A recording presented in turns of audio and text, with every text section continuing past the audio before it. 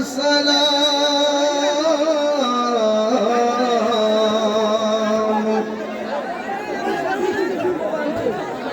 عليك يا شفيع المذنبين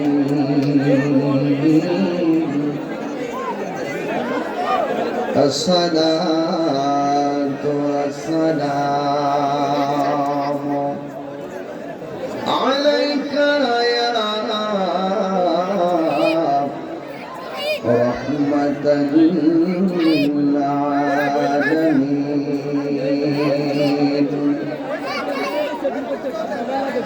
الحمد لله الحمد لله رب العالمين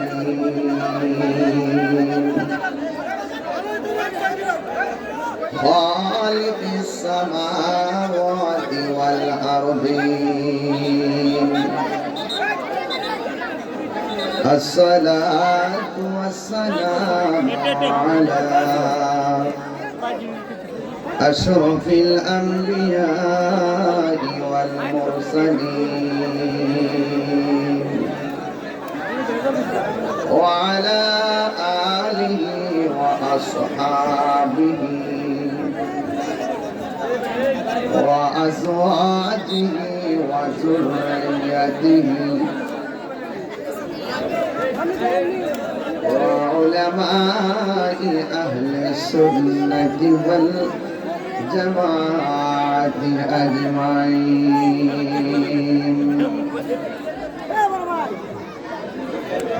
الذي أرسله بالحق بشيرا ونذيرا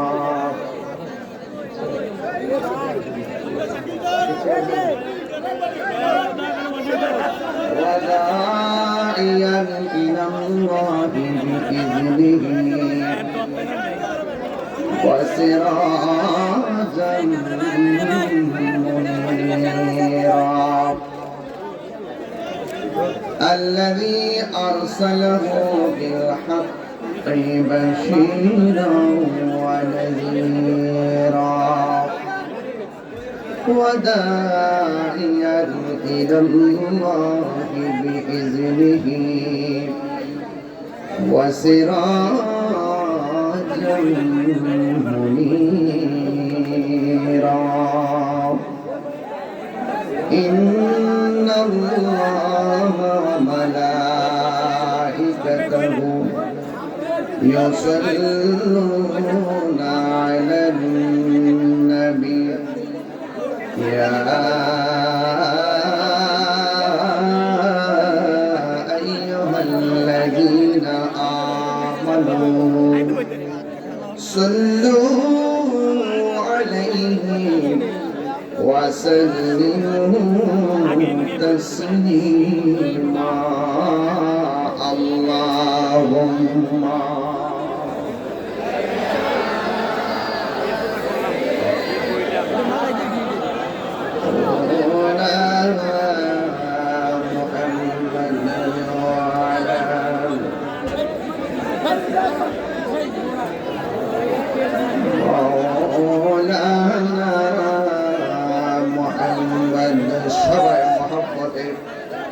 দরাত মাথা কণ্ঠে বলি আল্লাহুম্মা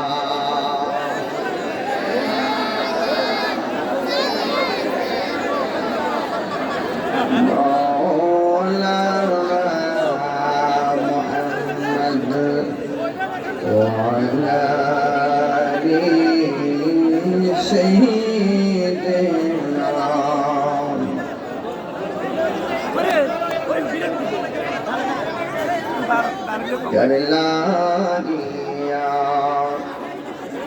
কদরে মোর কে আছে তোর আপনা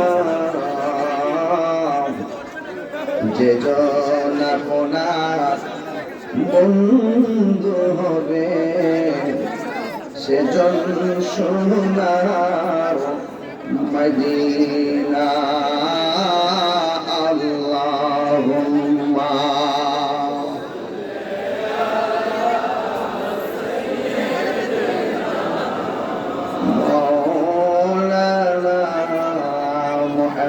محمد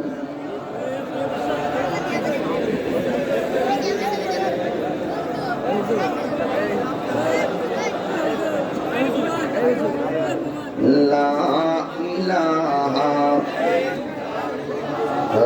لا إله لا لا إله لا لا إله لا لا إله حسبي ربي جل الله ما في قلبي غير الله سبحان الله قل نور محمد صلى الله لا إله لا لا إله لا لا إله أنت الهادي أنت الحق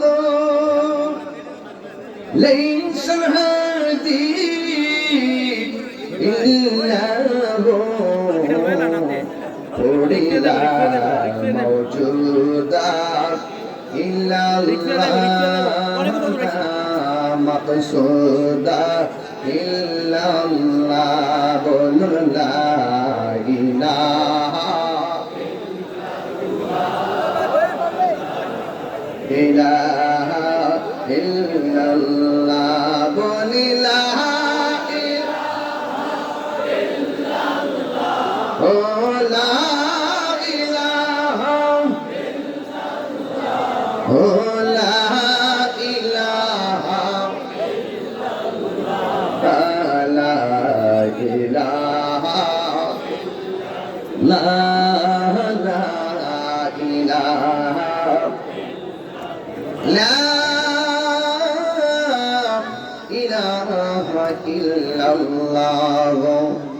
মুহাম্মাদুর রাসূলুল্লাহ সাল্লাল্লাহু আলাইহি ওয়াসাল্লাম।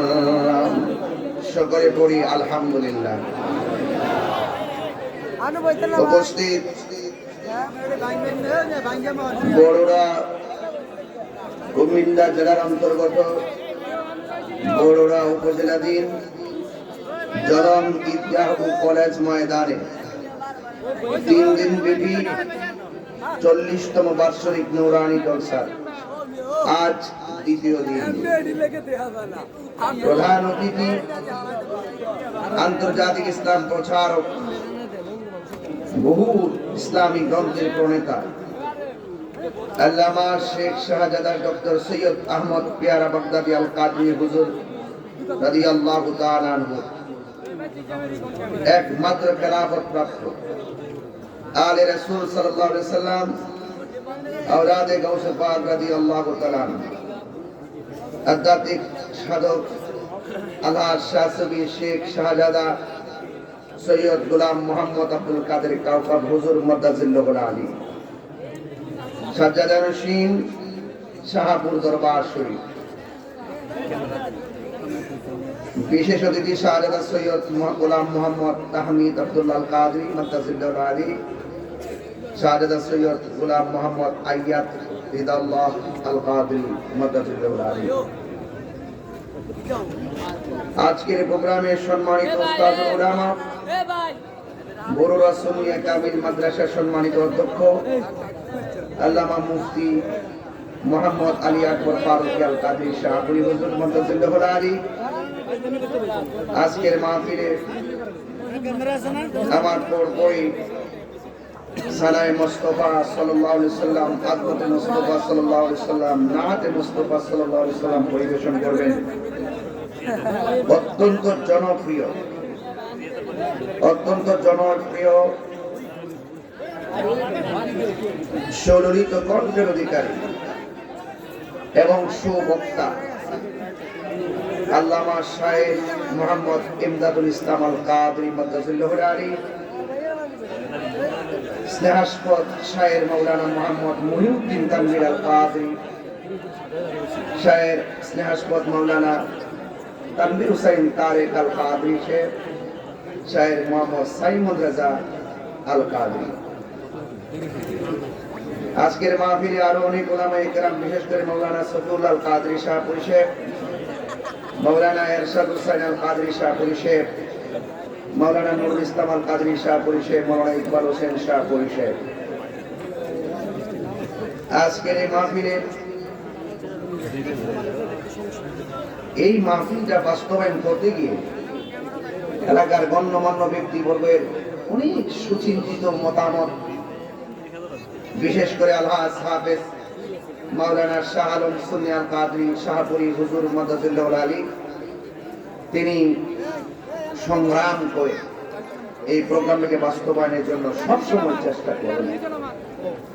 আমার ডানে বামে অনেক সহযোদ্ধা উলামায়ে কেরাম, মসজিদের ইমাম এবং খতিববৃন্দ, এই বড়রার আপামর সুন্নি জনতা, পর্দার আড়ালের মা ও বোনেরা এবং বাজারের ব্যবসায়ী বৃন্দ, প্রশাসন বৃন্দ, ইলেকট্রিক মিডিয়া, প্রিন্ট মিডিয়ার ভাইরা, যে আল্লাহ রাব্বুল আলামিন আমাদের সকলকে আজকের মাহফিলে উপস্থিত হওয়ার সুযোগ দিয়েছেন,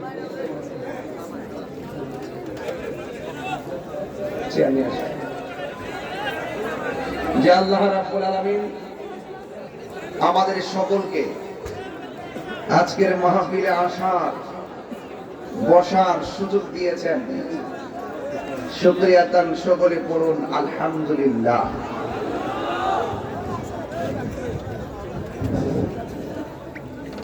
আসসালামু আলাইকুম ওয়া রাহমাতুল্লাহি ওয়া বারাকাতুহু। আমরা এখানে গন্ডগোল করতেছেন কেন? রাখেন ব্যবস্থা করতেছে, রাখেন। আচ্ছা, ক্যামেরাম্যান একটু ক্যামেরাটা একটু মাঝে তারা হুজুরকে দেখতেছে না, এই জন্য তারা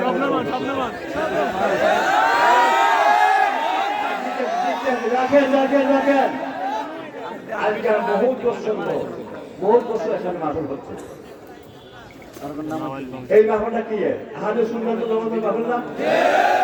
আমরা স্থানী হাজে সুন্নাত জামাত এটা টিকে থাকুক, টিকে থাকতে চান, টিকাইয়ে রাখতে চান আপনারা। হুজুরের ওয়াজটা একটু হুজুর ওয়াজটা একটু শুনেন, শুনজা যান।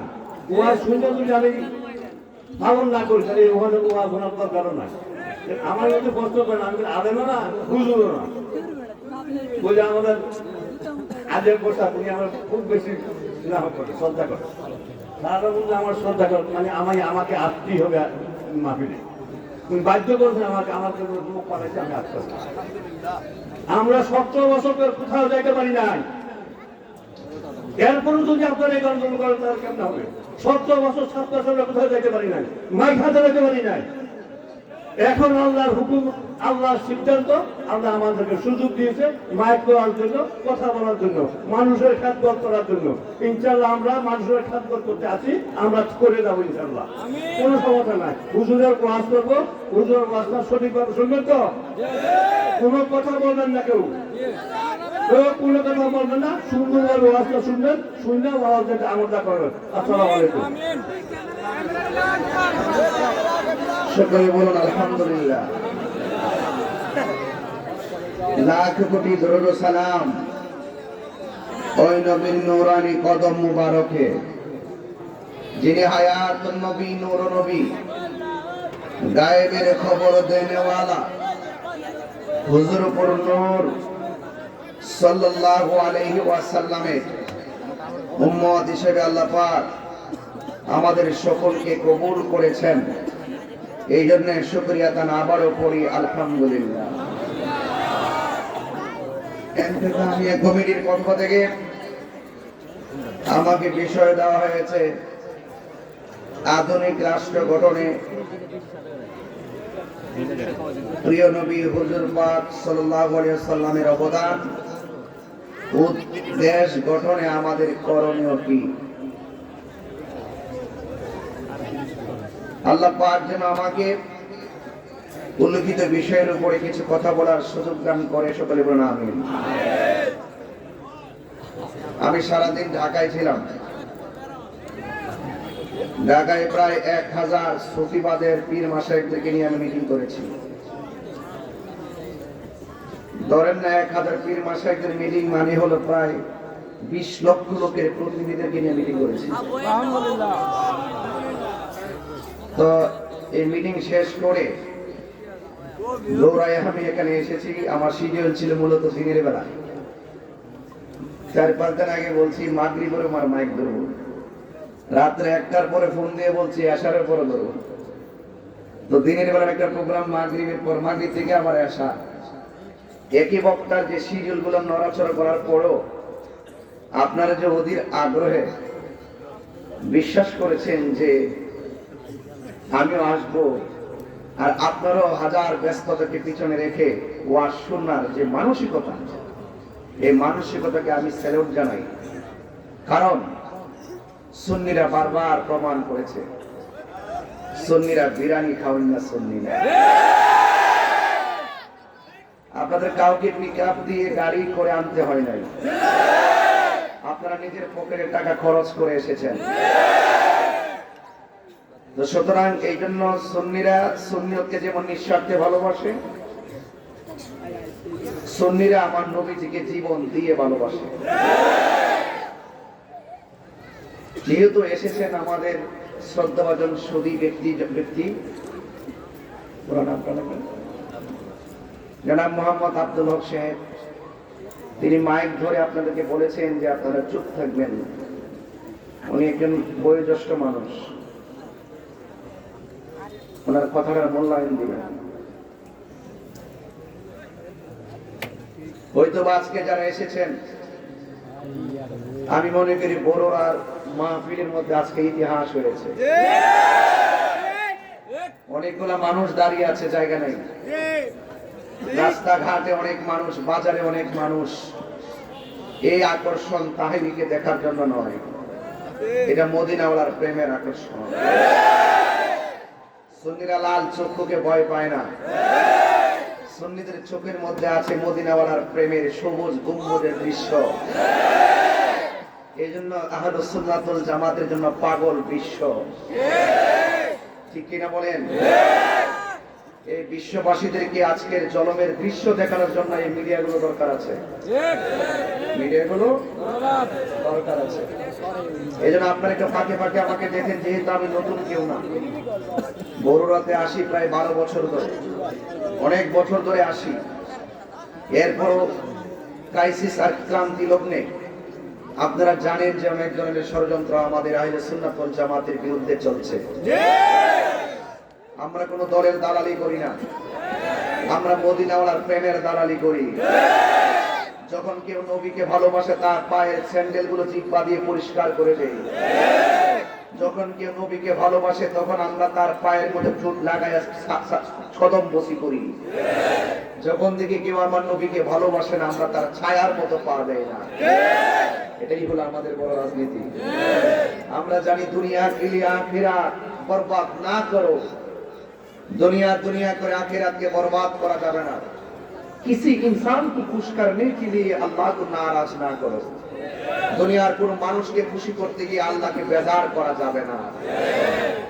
আল্লাহ যখন রাজি হয়ে যাবে, সারা পৃথিবী আপনার হয়ে যাবে। এই দুনিয়ার পথ তুচ্ছ, এই দুনিয়ার ব্যাংক তুচ্ছ, এই দুনিয়ার টাকা পয়সা তুচ্ছ।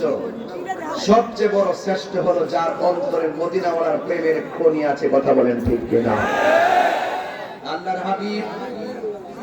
আল্লাহর হাবিব সাল্লাল্লাহু আলাইহি ওয়াসাল্লাম রাষ্ট্র গঠনে আল্লাহর হাবিব সাল্লাল্লাহু আলাইহি ওয়াসাল্লামের অবদান অত্যন্ত গুরুত্বপূর্ণ বিষয়। জানার নাম ঈমান নয়, মানার নাম ঈমান, ঠিক না? আল্লাহর হাবিব সাল্লাল্লাহু আলাইহি ওয়াসাল্লাম ধরাধামে এসে মানুষদেরকে অন্ধকার থেকে আলোর পথ দেখিয়েছেন, ঠিক কিনা বলেন? আমার সামনে কি কোরআন শরীফ আছে? আমার সামনে কি কোরআন শরীফ আছে? এই কোরআনটা নাযিল হয়েছে আমার নবীজির উপরে। কত বছরে? সুদীর্ঘ 23 বছর। এও আবার একসাথে নাজিল হয় নাই, অবস্থার আলোকে প্রয়োজন বেদে নাজিল হয়েছে, যখন যেটা প্রয়োজন। ঠিক কিনা বলেন? এই কোরআন কারীমের মধ্যে আল্লাহ রাব্বুল আলামিন বলেছেন, লাকাদ কানা লাকুম ফি রাসূলিল্লাহি উসওয়াতুন হাসানাহ। আপনি যদি ঘরকে সুন্দর করতে চান, রাষ্ট্র বাদ দেন না। যদি আপনি মনে করেন আমার ঘরটাই রাষ্ট্র, এই ঘরটাকে যদি রাষ্ট্র মনে করে, ঘরটা পরিচালনা, প্রত্যেকটা নাগরিক যদি তার ঘরটাকে রাসূলুল্লাহর আদর্শ দিয়ে শাসন করতে পারে, সারা বাংলাদেশ শাসন হয়ে যাবে। তবে easy to say but difficult to do, বলা সহজ, করা অনেক কঠিন। আজকে মুখে মুখে অনেকে বলে আমি ধোয়াই তুলসী পাতা, কথা কোন ঠিক কিনা? কিন্তু দেখা যায় হাকিকতে ভিতরের মধ্যে অনেক জনের নিফাক বিল ইতিকাদ, মুনাফিকি লুকায়িত। আল্লাহর হাবিব সাল্লাল্লাহু আলাইহি সাল্লামের মাটি রয়েছে আমাদের জন্য উত্তম আদর্শ, কারণ আল্লাহর হাবিব হলো আমাদের জন্য মডেল। নামাজ পড়বেন, কোরআন শরীফে খুঁজে কোথাও পাবেন না যে তুমি এমন ভাবে রুকু করো, এমন ভাবে সিজদা করো, এমন ভাবে সালাম ফিরে, এমন ভাবে নিয়ত বাঁধো। রাসূল বলছেন, সাল্লু কামা রাআইতুমুনি উসাল্লি, তুমি এমন ভাবে নামাজ পড়ো যেমন ভাবে আমি নবী নামাজ পড়ি। এই জন্য বলছি রাসূল হলো আমাদের জন্য মডেল, আর নবী পাকের মাঝে রয়েছে আমাদের জন্য চলার পথে উত্তম আদর্শ। এই জন্য আমার যুবক ভাইরা, আল্লাহ মানা নবী মানা নয়, নবী মানলেই আল্লাহ মানা হয়। কথা কি পরিষ্কার? ওয়াজ বাড়িতে নিয়ে যাবেন, কারণ আমার দেশকে সাজাতে হবে, আমাদের ব্যক্তি জীবনে সেই ওয়াজের প্রতিফলন ঘটাতে হবে, কারণ দেশকে ভালোবাসা ঈমানের অঙ্গ। ঠিক কিনা বলেন?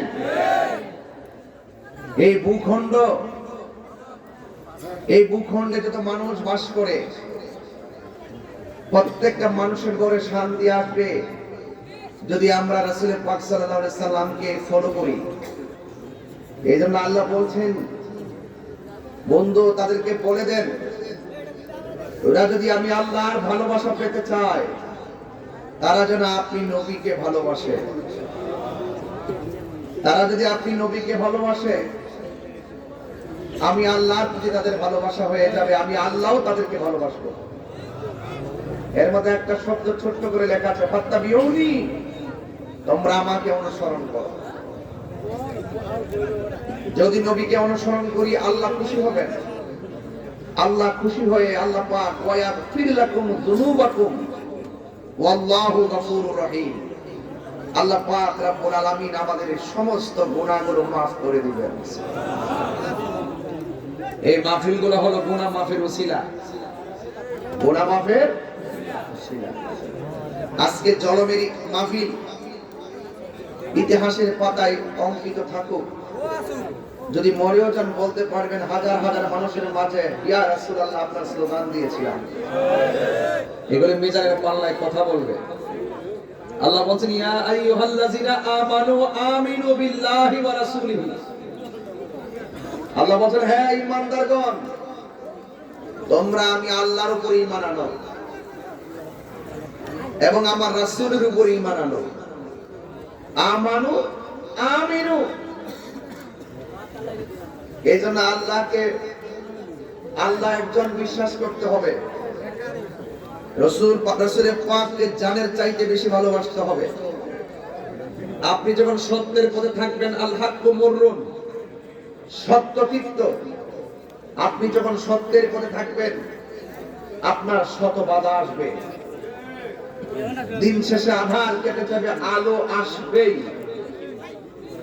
এই জন্য যুবক ভাইরা আমার, আল্লাহ পাক আমাদেরকে দুনিয়াতে পাঠিয়েছেন।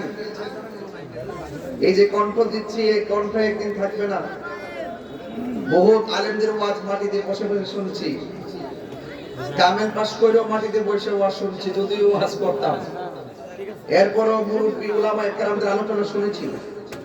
এখানে অনেকগুলো ছেলেরা বসে আছে, এই বিষয়গুলো অনেক গুরুত্বপূর্ণ। এই জায়গাগুলো আমার পাশে আমাদের বড়রা সুন্নিয়া কামিল মাদ্রাসার প্রিন্সিপাল মহোদয় বসা আছেন, উস্তাদুল উলামা, বাতুল ফুকাহা উস্তাদুল উলামা।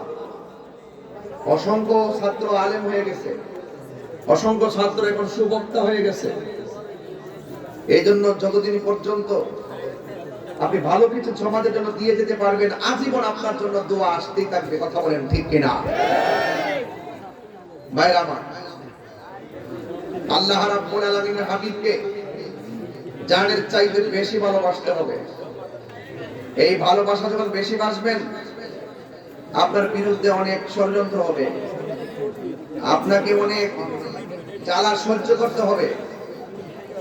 আপনাকে সমস্ত পরীক্ষাগুলো একজনই দিবে, তিনি আমাদের রব। ঠিক কিনা বলেন?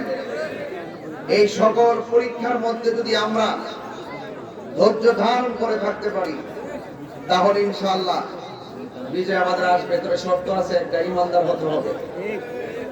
ওয়ালা তাহিনু ওয়ালা তাহসানু ওয়া আনতুমুল আ'লাউনা ইন কুনতুম মুমিনিন।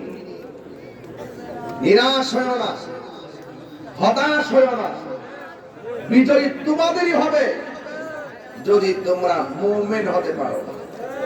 এখন মুমিন কে? যারা ওলি আল্লাহর মাজার ভাঙে? কথা বলেন। মুমিন কে? যারা মসজিদে আগুন লাগায় দেয়? এরা কি মুমিন? ওরা কি বেঈমান? যাদের হাত থেকে মানুষ নিরাপদ না, সে কখনো মুসলমান হতে পারে না।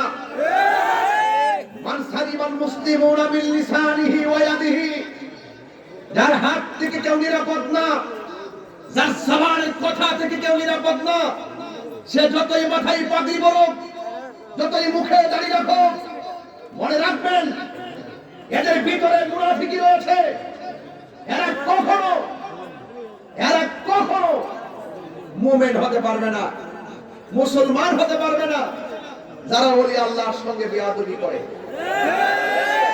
দেশে শান্তি আসবে কিন্তু আপনি বলছেন আধুনিক রাষ্ট্র গঠন করবেন। আধুনিক রাষ্ট্র কি গঠন করবেন? নবীজি কি বলছে? কবরের মধ্যে আগুন লাগিয়ে দাও। নবীজি কি বলছে? মসজিদে আগুন লাগিয়ে দাও। তো এই আগুন লাগাইলো কারা? যারা মসজিদে আগুন লাগায়, এদের বিরুদ্ধে আমাদের কি রুখে দাঁড়াতে হবে? মাজারকে সুরক্ষা দিতে হবে। ইসলামের সঠিক ভাবধারাকে সুরক্ষা দিতে হবে। নবী পাকের আদর্শের পতাকাকে উড়াতে হবে। যারা নবীর বিরুদ্ধে অবস্থান নিবে, যারা ওলি আল্লাহর বিরুদ্ধে অবস্থান নিবে, সেখানে সকল আহলে সুন্নাত ওয়াল জামাতের আপামর সুফি জনতাকে ঐক্যবদ্ধ থাকতে হবে। কথা বলেন।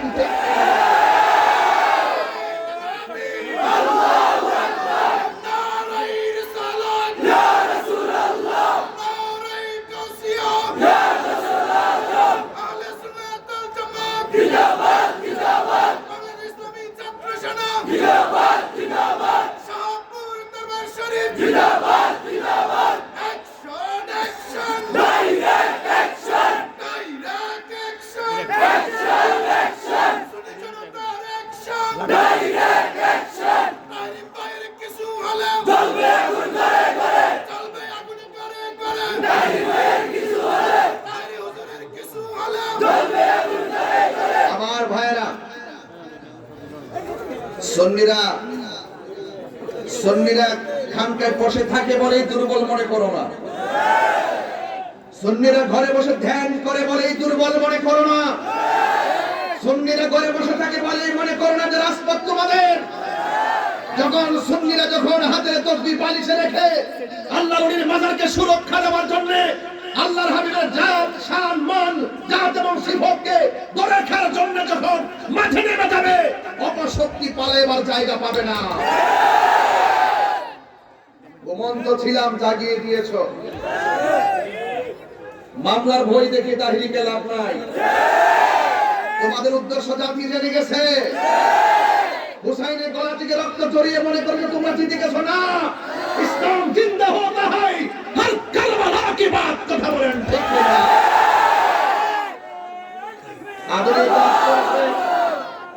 রাখুন, আমার সময় খুব অল্প। পরিষ্কার কথা বলবো, যদি দেশকে সুন্দর করে সাজাতে চান, হিন্দু মন্দিরে যাবে, তাকে সুরক্ষা দিতে হবে। মুসলমান মসজিদে যাবে, সেই মসজিদকে সুরক্ষা দিতে হবে।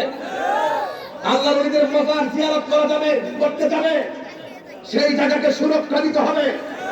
যারা দেশকে অস্থিতিশীল করতে চাইবে, যারা আমাদের আহলে সুন্নাত ওয়াল জামাতের কার্যক্রমে ব্যাঘাত ঘটাবে এবং যারা আমাদের হককে দখল করার জন্য ষড়যন্ত্র করবে, বললাম না আজকে 1000 পীর মাসায়েখ নিয়ে মিটিং করে আসছি, তারা 20 লক্ষ লোকের প্রতিনিধি। আপনি কি বুঝেন না? সংক্ষেপে এই কথাটা বুঝেন না? এই কথাটা মাথায় রাখবেন। শুধু মাথায় দেখেন না, কোনো নিউজ নাই, কোনো খবর নাই, কোথায় গেছে, কি করছি। শুধু একটাই কথা, এই বাংলাদেশে যদি শান্তি আনতে চান, রাসূলুল্লাহর বিরুদ্ধে গিয়ে শান্তি আনা যাবে না, ওলি আল্লাহর বিরুদ্ধে গিয়ে শান্তি আনা যাবে না, ওলি আল্লাহর পক্ষে থাকতে হবে। যারা এই মুখের মধ্যে কি মধু, অন্তরের মধ্যে বিষ।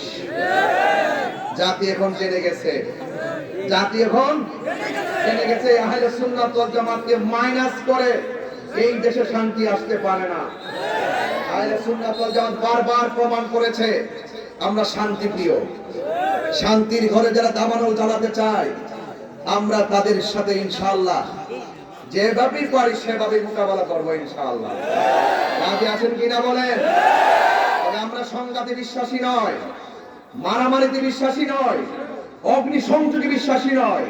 আমাদের অবস্থান বাতিল পালাতে বাধ্য হবে। আল্লাহর হাবিবের গাল মুবারকে থাপ্পড় মেরেছে এক বিয়াদব, নাউজুবিল্লাহ বলেন। সাহাবায়ে কেরাম বলছেন, ইয়া রাসূলুল্লাহ, ইয়া রাসূলুল্লাহ, আমাদের সামনে আপনাকে থাপ্পড় দিয়েছে, হুজুর অনুমতি দেন, ওর কল্লা ফেলে দেই। রাসূল বলছে, ধৈর্য ধারণ করুন। কিছুক্ষণ পরে সাহাবী তাকায় দেখছেন আল্লাহর হাবিব তার কাছে গিয়েছেন, গিয়ে বলছেন, আপনি আমাকে থাপ্পড় দিয়েছেন, আপনার হাতে কি কোনো ব্যথা পেয়েছেন? এটাই রাসূলের আদর্শ, এটাই রাসূলের আদর্শ। আজকে আল্লামা শায়েখ নুরুল ইসলাম, শহীদ নুরুল ইসলাম ফারুকী রাহমাতুল্লাহ আলাইহি ঘরের ভিতরে ঢুকে হাত পা বেঁধে জবাই করেছে। যদি আমরা চাইতাম রাস্তা ঘাটে গাড়ি ঘোড়া আগুন দিয়ে জ্বালিয়ে দিতে পারতাম। এই হত্যার বদলে ধরে ধরে টেনে টেনে রাস্তায় রক্তাক্ত করতে পারতাম। আমরা ক্ষমা করে দিয়েছি, তবে বিচার একদিন হবেই হবে। বিচার করবেন কে? আল্লাহ। রাসূলুল্লাহর আদর্শ যদি দেশকে সুন্দর করে সাজাতে চান, ধৈর্য, শুধু ধৈর্য রাখেন। আমি কি বলছি, বিজয় আসবেই। আজকে দেখতেছেন না ইসরায়েলে ফিলিস্তিনকে কিভাবে মারতেছে। এমন এক সময় আসবে, এই ফিলিস্তিন মুসলমানদের ডরে ইহুদিরা গাছের কোনায় দিয়ে পালাবে। মুসলমানরা বলবে, আরে বেয়াদবটা গেল কোথায়, আরে বেয়াদবটা গেল কোথায়। গাছ তখন ডাক দিয়ে বলবে, হ্যাঁ মুসলমান, এই বাচ্চা তো আমার আড়ালে পলাই দিছে। গাছে ডাক দিয়ে বলবে, বাচ্চা তো পলাই দিছে, ধরে এনে সাইজ করো। হ্যাঁ, বিজয় আসবে কখন? যদি মুমিন হন। কথা বলেন ঠিক কিনা? শব্দ কি? মুমিন হতে হবে। মুনাফিক যেই ঘরে আছে, ঘর শেষ। মুনাফিক যেই বাজারে আছে, বাজার শেষ। মুনাফিক যেই সমাজে আছে, সমাজ শেষ। মুনাফিক যেই রাষ্ট্রে আসবে, রাষ্ট্র শেষ। মুনাফিক মুক্ত বাংলাদেশ গঠন করতে হবে।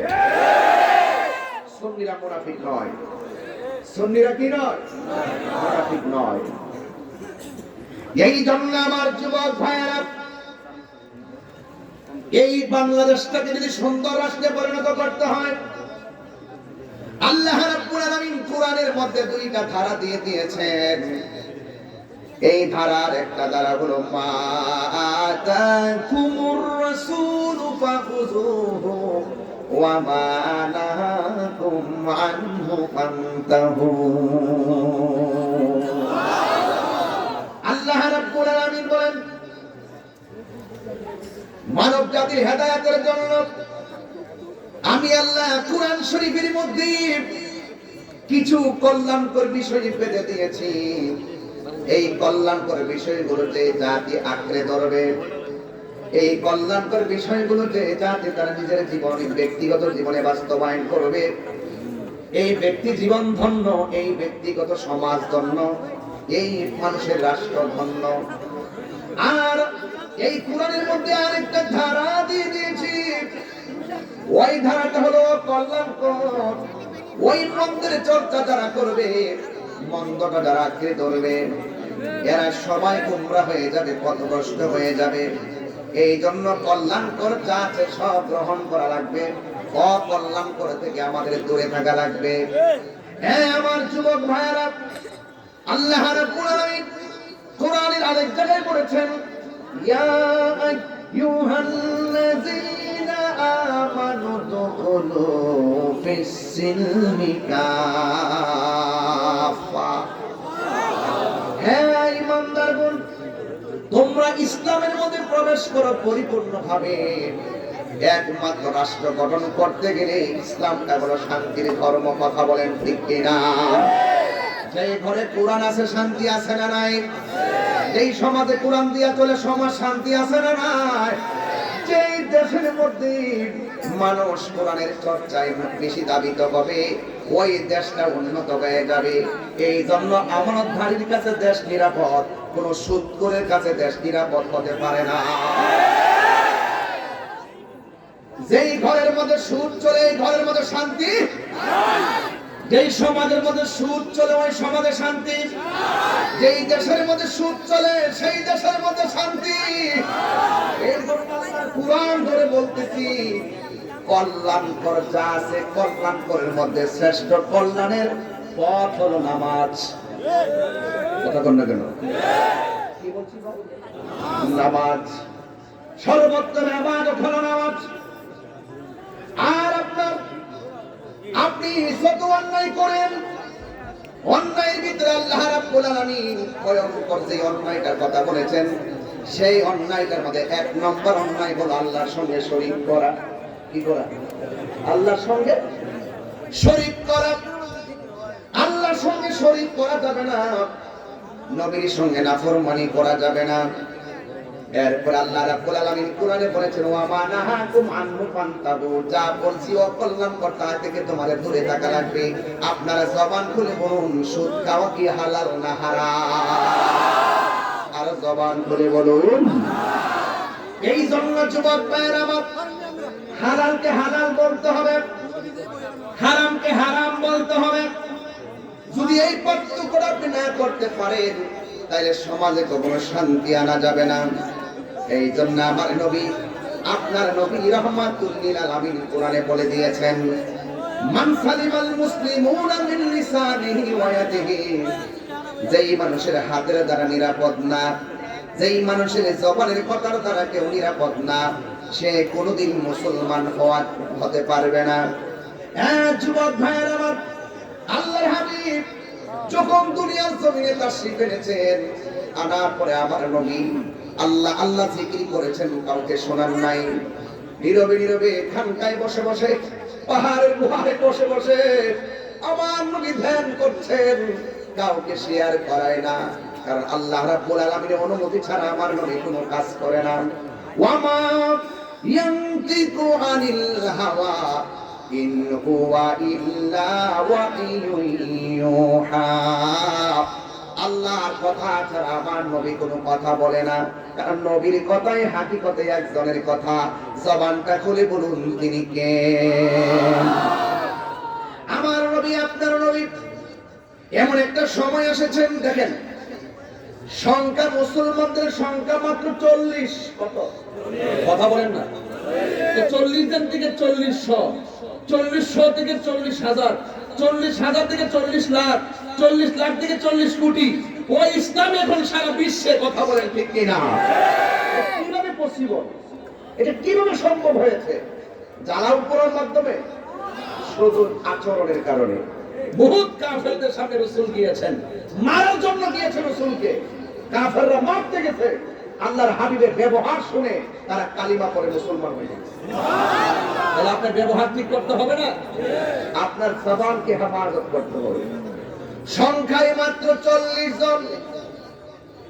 এই 40 জনের ভিতরে একজন লোক আছে বড় সাহসী, যার নাম হলো সিদ্দিক আকবর। সুবহানাল্লাহ।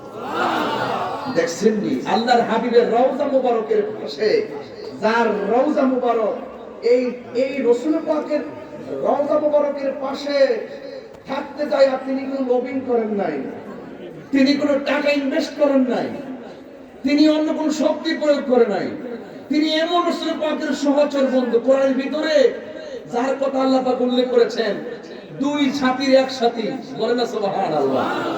দুই সাথীর এক সাথী, রাসূল একজন, সাথে আরেকজন, অন্য কেউ না, তিনি আবু বকর। জোরে বলেন সুবহানাল্লাহ। যখন মাত্র সংখ্যায় 40 জন, ওই মুহূর্তটা খুব ক্রাইসিস, ইসলামের কথা বলা যায় না, আল্লাহর জিকির করা যায় না। এর মধ্যে একজন সাহাবী, যার নাম হলো হযরত সিদ্দিক আকবর, তিনি ডাক দিয়া বলেন, ইয়া রাসূলুল্লাহ, মন চাইতেছে প্রাণ খুইলা মালিকের জিকির করি, প্রাণ খুইলা মালিকের ডাকি। আমার নবী বলেন, আবু বকর, সময়টা বড় ডেঞ্জারাস, ডানে কাফের, বামে কাফের, সামনে কাফের, অথচ এমন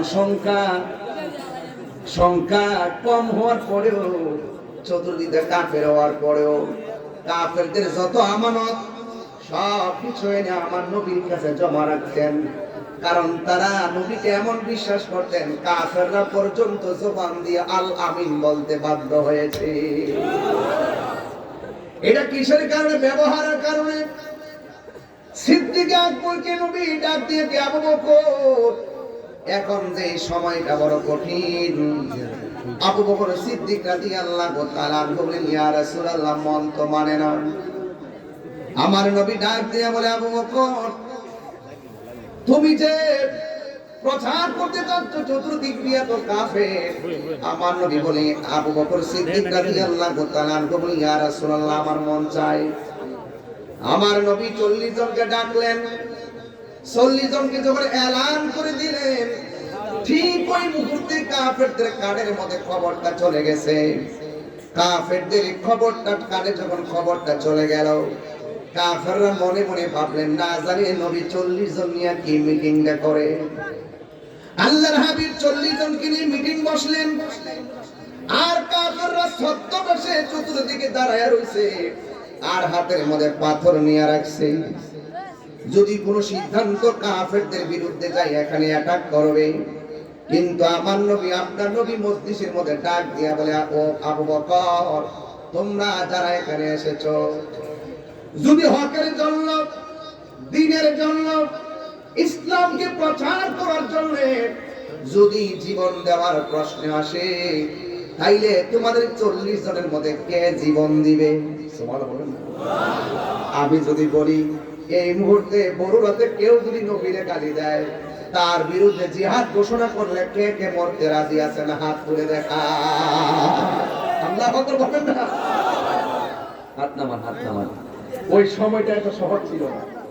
আজকে যেভাবে হাত তুলেছেন, তার কথা বলছি, একজন হাত তুলছেন কয়েক হাজার, আর ওই সময় হাত তুলছে একজন চতুর্পাশে কাফের। ওই হাত তোলার এই হাত তোলা এক না। এই জন্য প্রায় মাহফিলে বলি না, জন্ম আমার নবীর যুগে,